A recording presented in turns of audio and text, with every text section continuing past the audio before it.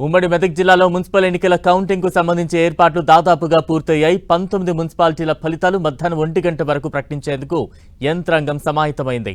అన్ని కౌంటింగ్ సెంటర్ల వద్ద భారీ భద్రత ఏర్పాట్లు చేస్తున్నారు. మున్సిపల్ ఎన్నికల కౌంటింగ్ ఏర్పాట్లపై మరింత సమాచారాన్ని మా ప్రతినిధి పివి రావు అందిస్తారు.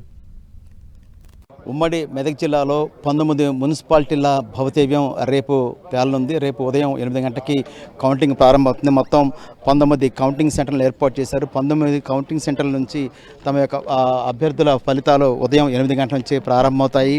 అయితే నిన్న ఘర్షణ వాతావరణం నెలకొన్న నేపథ్యంలో ఎక్కడ కూడా ఎలాంటి అవాంఛనీయ సంఘటనలు చోటు చేసుకోకుండా పూర్తి స్థాయిలో అదనపు బలగాలను కూడా జిల్లా వ్యాప్తంగా 3 జిల్లాలో ఉన్నటువంటి 19 ఏదైతే కౌంటింగ్ సెంటర్లు ఉన్నాయో ఆ కౌంటింగ్ సెంటర్ దగ్గర భారీ బందోబస్తు ఏర్పాటు చేస్తున్నారు. మొత్తం 1658 మంది అభ్యర్థులు వార్డు సభ్యులు ఎవరైతే ఉన్నారో వాళ్ళ యొక్క భౌతవ్యం రేపు మధ్యాహ్నం 2 గంటకాలు అయితే తేలనుంది. మొత్తం 834 పోలింగ్ బూత్లు ఏర్పాటు చేసిన పోలింగ్ అయితే ముగిసింది. ప్రశాంతంగా ఒక చెదురుముదురు ఘటనలు మినహా మొత్తం ప్రశాంతంగా ముగిసిందని చెప్పుకోవచ్చు. రేపు ఉదయం 8 గంటలకి కౌంటింగ్ ప్రారంభమైన తర్వాత మధ్యాహ్నం 2 గంటల వరకు మొత్తం ఫలితాలు వచ్చే అవకాశం అయితే ఉంది.